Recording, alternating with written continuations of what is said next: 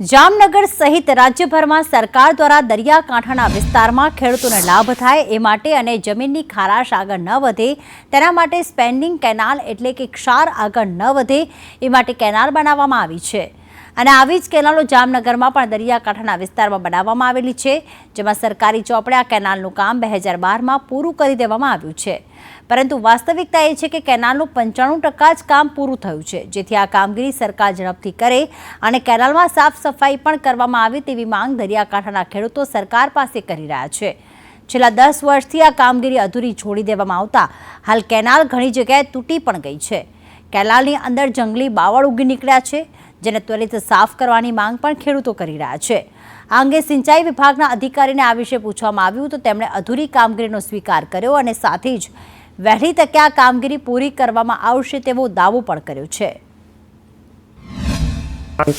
ખાતાવાળાએ canal જે તે સમયે 10 વર્ષ પહેલાં બનાવેલી છે, એમનો રિનોવેશનનું કામ થયેલું નથી, એટલે રિનોવેશન કરવા તાકીદે સરકારને રજૂઆત કરવામાં આવે છે। જો રિનોવેશન થાય તો જ ખેડૂતને આમાં ફાયદો થાય એવું છે, બાકી તો અત્યારે તો જમીન કપાયેલી છે અને કોઈ જાતનું ખેડૂતને લાભ મળતો નથી પાણીનો। આ બંધારા 2 બંધારા જોઈન્ટ કરેલા છે, પણ બંધારાના પાટિયા પણ એવા કોઈ ખાસ છે નહીં, એટલે પાટિયામાંથી પાણી પણ નીકળી જાય છે અને એ પાટિયા પણ રિપેરિંગ કરવા સરકારને રજૂઆત કરવામાં આવે છે। સરકારની આ ક્ષારયુક્તની કેનાલ છે એ સરકારે બહુ સરસ કામ કર્યું છે, પણ આ કેનાલ છે એ 20% કામ અધૂરું છે। આ 10-12 વર્ષ થયા, એ 20% કામ જો અધૂરું છે એ પૂરું થઈ જાય તો આજુબાજુના 10 થી 12 ગામના ખેડૂતને ફાયદો થાય એવી કેનાલ છે। તો વહેલી તકે સરકાર જો આના ઉપર ધ્યાન દે તો ખેડૂતને ફાયદો થાય। આ વિસ્તારમાં દરિયાકાંઠે એક ક્ષાર અંકુશ વિભાગની એક સ્પ્રેન્ડિંગ કેનાલ આવેલી છે। હાલ ચોમાસામાં એ કેનાલમાં મીઠું પાણી આવી જવાથી અમે ખેડૂતો સૌ એનો ખેતીવાડીમાં ઉપયોગ કરી છીએ, પણ આ કેનાલ ઠેક ઠેકાણે તૂટી ગયેલી છે।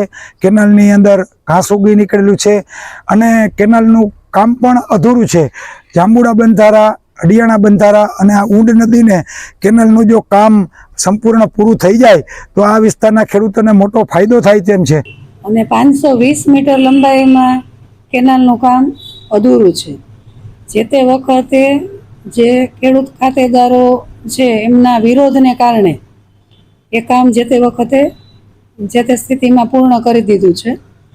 એટલે હવે જે વચ્ચેનો જે પોર્શન બાકી છે 500 મીટર જેવો અંદાજે, એના માટે અમે અત્યારે સંપાદનની કાર્યવાહી અમારી પ્રોસેસમાં છે।